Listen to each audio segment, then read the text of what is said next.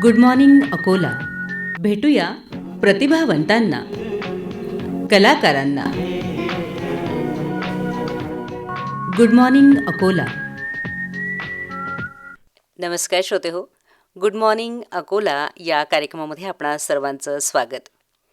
आजच्या भागात आपण माधुरी अशीरगडे यांच्याशी गप्पा मारणार आहोत. आपण पहिल्या भागामध्ये मॅडमशी भरपूर प्रमाणात बोललोत आणि त्यांच्याकडनं त्यांच्या प्रतिभासंपन्न व्यक्तिमत्वाचा प्रवास जाणून घेण्याचा प्रयत्न आपण करतो आहोत. मॅडमचा कविता लेखनाचा प्रवास कसा सुरू झाला, त्यानंतर चित्रपट कथालेखन असेल किंवा चित्रपटांमधल्या बंदिशी असतील तर तिथपर्यंत आपण येऊन पोचलेलो होतो.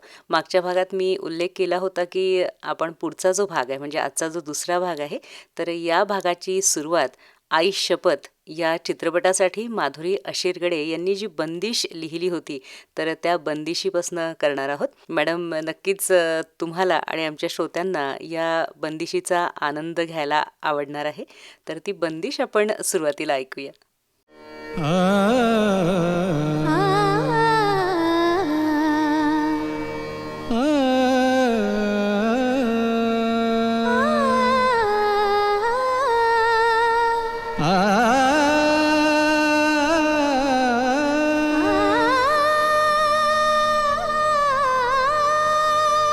ऐनक में छब देखन जाऊं तू ही नजर आवे. ऐनक में छब देखन जाऊं तू ही नजर आवे. नाम ग्राम में भूल न जाऊं, नाम ग्राम में भूल न जाऊं, तेरो ही नाम बतावे. ऐनक में छब देखन जाऊं तू ही नजर आवे.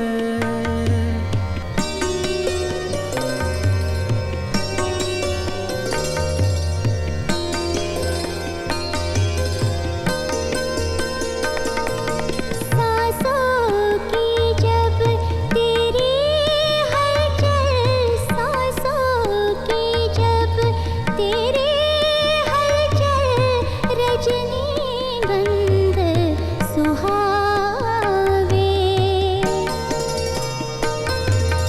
दुख की आहट तुमरे सुन मोरे, नैना नीर बहावे. जन्म जन्म की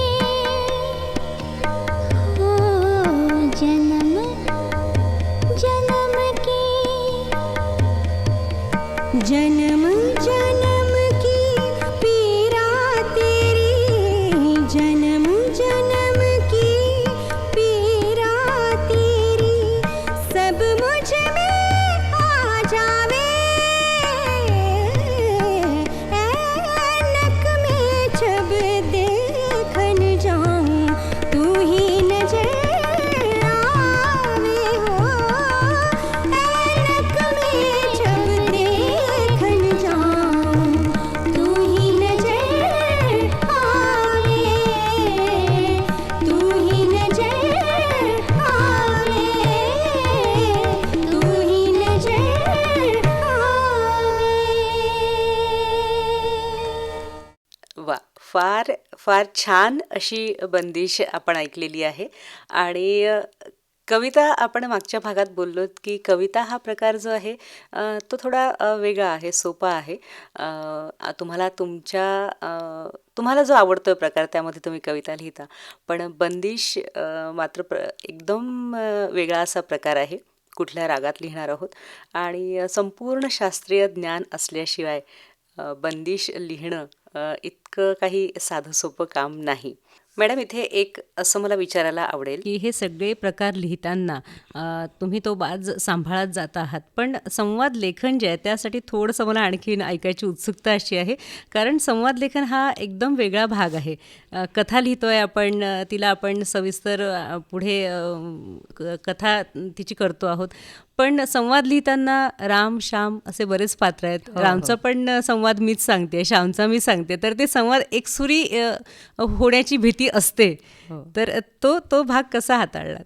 कारण आपण म्हणजे कथा स्वरूपाचं जेव्हा लिखाण करतो तेव्हा आपल्याला असं सरसगट गद्यात्मक लिहित जाणं हे म्हणजे कोणाला वाचकांना सुद्धा ते फारसं रुचत नाही. त्यामुळे त्यात संवाद असणं अतिशय आवश्यक असतं. आणि ते संवाद रोचक कसे होतील ह्या दृष्टीने लेखकाला विचार करावाच लागतो.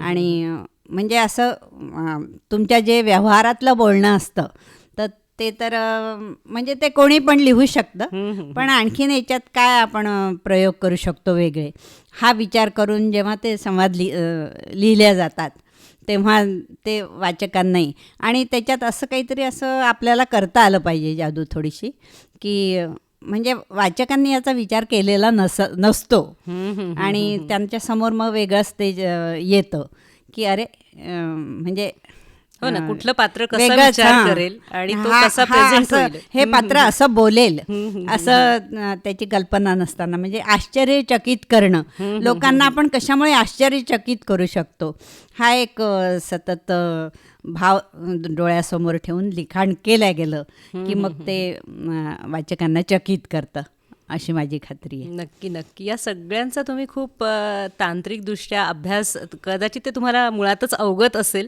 पण या सगळ्या दृष्टीने हे लिखाण परिपूर्ण असं आहे. कविता लिहिताना माझ्या ज्या भावना आहे, मला जे वाटतं ते मी शब्दात मांडत सुटणार आहे, पण बाकीचे हे सगळे प्रयोग जे तुम्ही केलेत, स्तंभलेखनासारखे, कथालेखनासारखे, संवाद लेखनासारखे, हे तर अतिशय स्तुत्य असे आहेत आणि भरपूर मला असं वाटतं प्रशंसा तुम्हाला मिळाली आहे, पुरस्कार देखील प्राप्त झालेले आहेत. तर ते तुम्ही सिद्ध करून दाखवलं आहे की सगळे प्रकार तुम्ही खूप उत्कृष्टरित्या हाताळलेले आहेत. आता मला उत्सुकता आहे, जेव्हा मी तुम्हाला बघितलं आहे आणि ज्या मालिकेत ज्यांना मी दूरदर्शनवरती टी व्हीमध्ये बघितलेली व्यक्ती जर माझ्यासमोर बसली आहे तर तो आनंद देखील अवर्णनीय असा आहे. मालिका जी होती ऊन सावली, याच्यामध्ये तुम्ही अभिनय पण केलेला आहे, तर त्या बाबतीत सांगा ना. नागपूरचा एक पराग भावसार म्हणून आहे दिग्दर्शक, तर त्यांनी ती मालिका दिग्दर्शित केलेली होती आणि मी तेव्हा मुंबईत म्हणजे आमच्या चित्रपटांच्या निमित्ताने माझं जाणं होत असेल, तर तो म्हणाल मॅडम एखादा रोल तुम्हाला दिला तर तुम्ही करू शकाल का? तर मी म्हटलं हो अगदी करेल. आणि पहिले त्यांनी मला संवाद लिखाणात थोडीशी मदत करा म्हणून बोलावलं होतं आणि मग नंतर अभिनयाची सुद्धा ऑफर मला मिळाली आणि मग मी काही एपिसोड्स केले त्याचे. माधवी निमकर नावाची जी तिच्या आईची भूमिका मी केलेली आहे त्यात आणि म्हणजे एक वेगळा अनुभव आणि छान काही. मी नेहमी म्हणत असते की काहीतरी आव्हानात्मक समोर यायला हवं आणि ते आव्हान स्वीकारणं. कॉलेज लाईफमध्ये तुम्ही नाटकांमधनं अभिनय केलेला आहे. हो. तर मधल्या काळात म्हणजे आता लहान गावात मिस्टरांची बदली झाल्यामुळे काही नाटकाचं वगैरे असं जास्ती त्या क्षेत्रात पुढे नाही जाता आलं जास्ती. पण तिथे परळीला असताना 11 ते 12 वर्ष आम्ही साधारण तिथे होतो. तर मी तिथल्या ज्या काही 3-4 प्रसिद्ध मोठ्या शाळा होत्या त्या गावातल्या, तर तिथे त्यांच्या स्नेहसंमेलनात मला बोलावणं येत असे. मी नृत्य नाटिका लिहायची, त्याला चाली लावायची, त्याचं नृत्य दिग्दर्शन करायची आणि म्हणजे गाऊन असं आमचा संच असायचा आणि आम्ही त्या सादर करायचो. तर आसपासच्या पंचक्रोशीतले सगळ्या गावाचे लोक त्या नृत्य नाटिका बघायला यायचे. तर तिथे तो पाया तयार झाला. तर मी म्हटलं ना की म्हणजे असे नवीन नवीन आव्हानं आपल्याला मिळाले पाहिजेत. म्हणजे एखादं लहान गाव असेल तिथे मग आपल्याला आपल्या कलेला काहीच वाव नाही असं म्हणणं योग्य नाही. तर तिथे म्हणजे हे सगळे प्रकार मला करता आले. ज्या क्षणाला जे मिळत गेले ते तुम्ही घेत गेला आणि त्याच्यामध्ये स्वतःची प्रगती करत गेलात. आणि महत्त्वाचं म्हणजे अगदी शालेय जीवनापासून सुरू झालेला तुमचा हा जो प्रवास होता कलेचा, कुठल्याही प्रकारची ती असो, ती कॉलेज जीवनात थांबली नाही, ती लग्न झाल्यावर सुद्धा तुम्ही तो प्रवास थांबवलेला नाही, हे विशेषत्वाने आपण नमूद करू शकतो. आणि जिथे आपण जातो, ज्या गावात राहतो, जी संधी असेल तुम्ही ती हेरली आणि त्याच्यामध्ये काम करत करत तुम्ही आज इथवर पोहोचलेला आहात. यानंतर मला हे जाणून घ्यायचं आहे की चित्रपट, लघुचित्रपट असतील, तिकडे पण तुम्ही वळलात. तर या क्षेत्रामध्ये तुमचं पाऊल कसं पडलं? साधारण 2005 साली आम्ही पुण्यात म्हणजे वास्तव्य करण्याची संधी मिळाली मला. तर तिथे माझी एक मैत्रीण होती, तर ती म्हणाली की मला फार चित्रपट काढावासा वाटतो आणि त्या दृष्टीने म्हणजे मी शोधातच आहे त्याच्या की काय करता येईल त्याच्याकरता. तिला म्हटलं की माझ्याजवळ कथा आहे आणि मला पण खूप इंटरेस्ट आहे या क्षेत्रात. तर मग सुरकर माझ्या ओळखीचे होते. मी लोकसत्तेत असताना पुरवणी संपादक मी खूप मुलाखती घेत असे. रीमा लागू, सुरकर यांच्या मी मुलाखती म्हणजे तेव्हा असं मनात ठरवून ठेवलेलं होतं की जर ही आपली कथा आहे, हिच्यावर चित्रपट जर काढायचं झालं तर याच्यात मुख्य भूमिका रीमा करेल. म्हणजे असं ठरलेलं होतं ते. आणि थोडीशी इच्छाशक्ती आपण कामी आणतो आणि त्या इच्छाशक्तीच्या मागे आपण आपलं किती ताकद लावतो हे पण महत्त्वाचं असतं. तर ते सगळं म्हणजे घडत गेलं तसं, जी इच्छा मनात धरलेली होती ती. सुरकरांना कथा ऐकवली, त्यांना ती खूप आवडली आणि ती जी माझी मैत्रीण होती ती निर्मिती करता तयार झाली. नंतर रीमाला मी जाऊन म्हणजे सुरकरांनी पण नाही विचारलं. याच्यात असा नियम असतो की डायरेक्टरनी निवड करायची असते नटनट्यांची. पण मी सुरकरांना म्हटलं की रीमाशी आमचं बोलणं झालं, रीमा ही मुख्य नायिका राहील. तर म्हणजे ते काही बोलले नाही त्याच्यावर, पण त्यांना थोडंसं आश्चर्य वाटलं की ह्यांनीच कसं काय फायनल केलं आहे ही कास्ट. पण म्हणजे त्यांनी ते मान्य केलं आणि म्हणजे मनात जी इच्छा धरली होती ती अशा पद्धतीने जे स्वप्न बघितलं होतं, स्वप्न. जे मुलाखती घेताना तुमच्या मनात एक चित्र निर्माण व्हायला लागलं की मी पण कथा लिहिते आहे आणि माझ्या कथेची नायिका ही जर असेल तर, किंवा या व्यक्तीने हे पात्र जर केलं तर किती सुंदर मी त्याला न्याय देऊ शकेल. आणि ते स्वप्न तुम्ही वारंवार बघत गेलात आणि ते सत्यात उतरलं. असा हा जो चित्रपट तयार झाला पहिला, तुमचं चित्रपट क्षेत्रात पडलेलं पहिलं पाऊल, हा चित्रपट कुठला होता? हा आईशपथ नावाचा चित्रपट होता. आणि आईशपथ पहिल्या आठवड्यात बॉक्स ऑफिसवर नंबर 1 चित्रपट होता. म्हणजे सगळ्याच दृष्टीने यश त्याला मिळालं. शासनाचा मला पुरस्कार मिळाला. अशोक पत्कींसारख्या मोठ्या संगीतकाराबरोबर मला काम करता आलं. आणि बंदिशी, म्हणजे त्या बंदिशींमुळे त्यांनी मला 2 कामं दिली अशोक पत्कींनी. आणखी एका चित्रपटाकरता त्यांनी मला बंदिशी लिहायचं हे काम दिलं होतं. आणि मंजुषा पाटीलचा जे मी उल्लेख केला होता, तर मंजुषा पाटीलचा एक अल्बम 8 हिंदी उपशास्त्रीय बंदिशी मी तिच्याकरता लिहिल्या, मंजुषा पाटील करता. तर हे काम मला अशोक पत्कींनी दिलं. तर म्हणजे त्यांनासुद्धा कलेची उत्तम जाण असतेच. अशोक पत्कींसारख्या मोठ्या संगीतकाराला ती असणारच. आणि मुख्य म्हणजे त्यांनी म्हणजे मला चान्स दिला, मला संधी दिली, याचं मला कौतुक नेहमीच वाटतं याच्याकरता त्यांचं. आणि मी कायम ऋणी राहील त्यांची याबद्दल. तर अशी लोकं पण आपल्याला भेटायला हवीत. या क्षेत्रात भेटत गेलीत मला. सुरकरांनी पण आणि वेळोवेळी विचारायचं आहे की तुमच्या कथेभर हुकूम हा चित्रपट होतोय की नाही, म्हणजे तुम्ही खुश आहात का, असा प्रश्न ते वारंवार मला विचारायचे. तर तो त्यांचाही मोठेपणा की ते खरं तर त्यांच्यासारख्या मोठ्या दिग्दर्शकाला असं विचारण्याची गरज नाही, पण ते विचारायचे. एकूण प्रामाणिकपणे जेव्हा काम केलं जातं, एकमेकांच्या सगळ्या गोष्टींना लक्षात ठेवून काम केलं जातं, तेव्हा इतकी सुंदर निर्मिती होऊ शकते. आणि अगदी आई शपथ श्रोते हो मी तुम्हाला सांगते आहे मॅडमच्या चित्रपटाचं नाव घेऊन सांगते आहे की तुम्हाला सध्या मॅडम दिसत नाहीत, त्या माझ्यासमोर बसल्यात आणि त्यांच्या चेहऱ्यावरती बोलताना जो अवर्णनीय आनंद आहे, जो सतत झळकतो आहे, तो मी पाहू शकते आहे की एवढं सगळं आपण जेव्हा यश मिळवतो आणि त्याची जेव्हा गोष्ट बनते तर ती सांगताना खरंच त्या अतिशय आनंदाने हे सगळं आपल्यासोबत शेअर करतात. त्यात आणि तो आनंद आपण द्विगुणित करूया. आई शपथ चित्रपटातली त्यांची आणखीन एक रचना ऐकूया.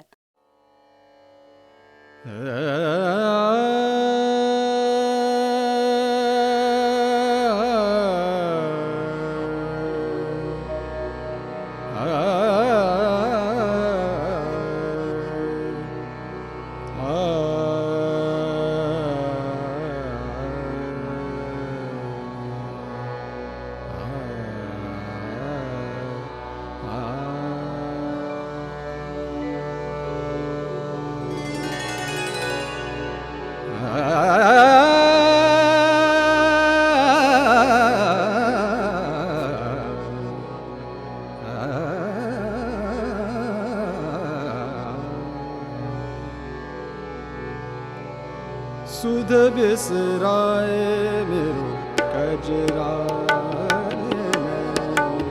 सुध बिसराए मेरो कजरा सुध बिसराए मेरो कजरा सुध बिसराए मेरो कजरा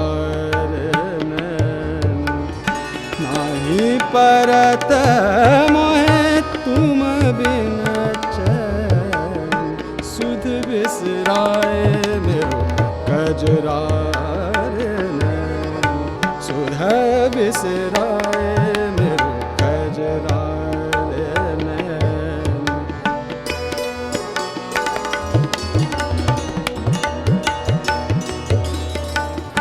धम धा धा धा धा धम धम गरे गम धम गरे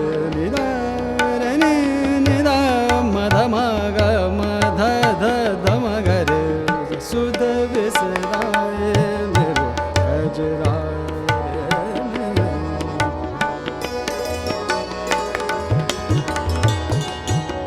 धम धम धम धम गरे गम धम गरे नि धम गम धम गरे गम धम नि धम गम धम गरे सुध बिसराए मेरो कजरा अरे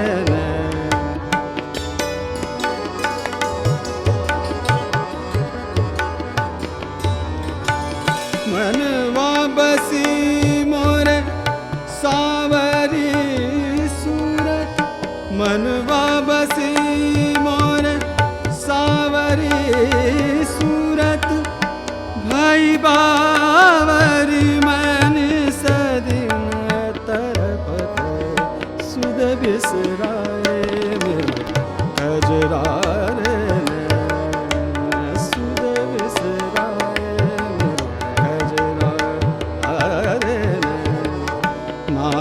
परत तुम बिन चैन सुध बिसराए मोरे सुध बिसराए मोरे सुध बिसराए मोरे कजरा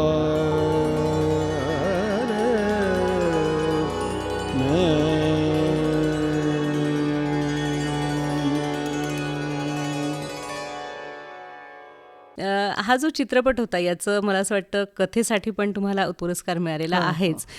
तो तर एक आनंद आहेच, सोबतच तुम्हाला सगळ्या दृष्टीने काम करायला मिळालं.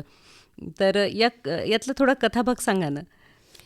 त्याच्यात म्हणजे एक जी नायिका आहे तर तिचं म्हणजे लग्न थोडंसं मनाविरुद्ध झालेलं आहे आणि लग्नानंतर पहिला अपत्य मुलगी होते. तर त्या मुलगी नको असं सासरच्या मंडळींना वाटत असतं आणि ती मुलगी अगदी तान्ही असतानाच त्या मुलीचे वडील म्हणजे नायिकेचा नवरा मुलीची हत्या करायचा प्रयत्न करतो. तर ती आपल्या त्या तान्ह्या बाळाला घेऊन भर पावसात त्या रात्री तडक म्हणजे घराच्या बाहेर पडते आणि मुलीला वाढवते. तर आपल्या आईला मग म्हणजे आपल्या आईने आपल्यासाठी इतका त्याग केलेला आहे, इतकी रिस्क घेतलेली आहे, तर आपण आपल्या आईला कोणत्या पद्धतीने आणि कशा प्रकारे आनंद देऊ शकू हा विचार ती मुलगी करते आणि ती आईच्या आयुष्यात सुख आणते. असं ते साधारण थोडक्यात कथानक आहे या चित्रपटाचं. आता हे पूर्ण सांगायला हरकत नाही कारण चित्रपट प्रदर्शित झालेला झालेला म्हणून. आहे आणि भरपूर तो बघितला गेला. तुम्ही सांगितलं की बॉक्स ऑफिसवर तो कसा हिट ठरला होता. यानंतर तुमची स्वतःची चित्रपट निर्मिती संस्था तुम्ही काढली आहे, 0 माइलस्टोन फिल्म्स म्हणून. तर तिचं बीज कसं रोवल्या गेलं? तर तांदळा एक मुखवटा ही तांदळा ही सुरेश द्वादशवारांची कादंबरी. तर ती सुरकरांना म्हणजे ती गोष्ट खूपच त्यांच्या मनात अशी रुतून बसलेली होती की ह्या कथेवर आपण चित्रपट करावा.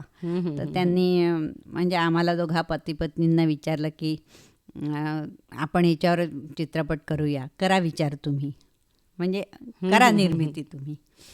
तर मग आम्ही थोडंसं म्हणजे हिम्मत करावी लागते. ही गोष्ट अशी आहे की म्हणजे सगळी सोंगं आणता येतात पण पैशाचं सोंग आणता येत नाही, अगदी असं बरोबर आहे. अशी म्हण सगळ्यांना सर्वश्रुतच आहे. तर म्हणजे आम्ही इतकी हिंमत केली की आम्ही त्या काळात आमचं घरही गहाण ठेवलं होतं चित्रपटासाठी. मग नंतर अर्थातच ते लवकरच सोडवलंही गेलं, पण ती एक हिंमत करणंच म्हणा. ते महत्त्वाचं आहे. मध्यमवर्गीय माणसांनी अशी हिंमत करणं ह्याला फार ताकद लागते आणि ती पण मनाची एखाद्या तयारी कलेसाठी. लागते. हो. आणि भविष्यात याचं काय होईल म्हणजे घर हातचं जाऊ शकतं, म्हणजे चित्रपट यशस्वी होईल न होईल. पण चित्रपट निर्मिती जी असते ना, निर्मितीची जी प्रक्रिया असते त्या संपूर्ण प्रक्रियेत ज्या घटना घडतात त्या म्हणजे मनुष्याला खूप शिकवून जातात. एक ती शाळाच असते म्हणा ना तुम्ही, आणि खूप अनुभव गाठीशी तुम्ही बांधू शकता या संदर्भात. तर ते आणि तो एक आनंद असतो, म्हणजे तो आनंद आपल्याला कोणत्याच पैशाने वगैरे विकत घेता येत नाही. निर्मितीचा आनंद. हां, निर्मितीचा आनंद. तर तो आनंद पुरेपूर आणि भरपूर प्रमाणात आम्ही मिळवला. आणि म्हणजे नंतर त्या चित्रपटाला यश मिळालं. तो इफीमध्ये सुद्धा निवडला गेला होता चित्रपट. पहिला रेड कार्पेट आम्हाला तांदळाच्या निमित्ताने अनुभवता आलं. निश्चितच हा फार मोठा सन्मान आहे ज्याचा आपण आता उल्लेख केला. आपण त्या बाबतीतच बोलूया की तुम्ही इफ्फीपर्यंत जाऊन पोहोचलात, तर तो प्रवास जो आहे तर तो आपण सांगूया. इफीच्या ह्याच्यात म्हणजे सिनेमा सिलेक्ट व्हावा आणि तो मुख्य म्हणजे पहिल्यांदा पाठवावा, त्या लायकीचा तो आहे की नाही. आपलं अपत्य सगळ्यांनाच प्रिय असतं, गुणी वाटत असतं. तसंच ते आम्हालाही वाटत होतं. आणि खरोखरच म्हणजे तो आवडण्यासारखा होता म्हणून तो सिलेक्टही झाला. आणि तिथे इफीच्या ह्याच्यात ते आमचे म्हणजे 2दा स्क्रीनिंग झालं चित्रपटाचं. तर ते 2दा स्क्रीनिंग होणं ही पण सन्मानाची गोष्ट असते. आणि एक 7-8 तरी इंटरव्ह्यूज म्हणजे पत्रकार परिषदा आम्हाला त्या निमित्ताने अटेंड कराव्या लागल्या तिथे इफीच्या ह्याच्यात. आणि तिथे एका तेलुगू निर्मात्यांनी अशी ऑफर दिली की आम्ही हा तांदळा चित्रपट तेलुगूमध्ये हे करू इच्छितो, डब करतो म्हणून. तर त्या काही कारणांनी नंतर ती बोलणी पुढे गेली नाही, पण ऑफर मिळाली होती. म्हणजे आपला चित्रपट हेही नसे थोडके. आणि हा जो रेड कार्पेटचा सन्मान मिळाला, ह्या भरपूर आनंद देणाऱ्या गोष्टी होत्या. जेव्हा आपल्या कलाकृतीला असं नावाजलं जातं, त्याचं एवढं चांगलं परीक्षण दर्शकांकडनं म्हणा, प्रेक्षकांकडनं होतं आणि तज्ज्ञ लोकांकडनं होतं खरं तर तेव्हा नक्कीच तो आनंदाचा सर्वोच्च आनंदाचा असा क्षण असतो. बिलकुल. मला असं वाटतं इतरही चित्रपट जे आहेत, तुम्हाला आता 2-3दा तुम्हाला संधी मिळाली आहे इफ्फीमध्ये जाण्याची, तर त्या बाबतीत आपण पुढल्या भागामध्ये बोलूया. खरं तर मॅडम, तुम्ही कवयित्री म्हणून, संवाद लेखिका म्हणून, नृत्य दिग्दर्शिका म्हणून संगीत दिग्दर्शन म्हणून काय कुठले पैलू आपण बघितले नाहीत. तुमचा अभिनय आपण जाणून घेतला, तुमची बंदिश आपण ऐकली, भरपूर गोष्टी आपण बोललोत. पण तरीसुद्धा श्रोते हो, अजून बरेच असे पैलू आहेत, बरेच असे विषय आहेत की त्यावरती आपल्याला माधुरी मॅडमशी बोलायचं आहे. आणि तुमच्या लक्षात आलं असेलच की या सर्व गप्पा ज्या आहेत या आपण पुढल्या भागामध्ये मारणार आहोत. मॅडमकडनं आणखीन भरपूर काही जाणून घेणार आहोत. तेव्हा आजचा भाग मात्र आपण इथे संपवतो आहोत. आपण पुन्हा भेटणार आहोत पुढील भागात. तोवर नमस्कार. Good morning Akola. भेटूया प्रतिभावंतांना, कलाकारांना. Good morning Akola.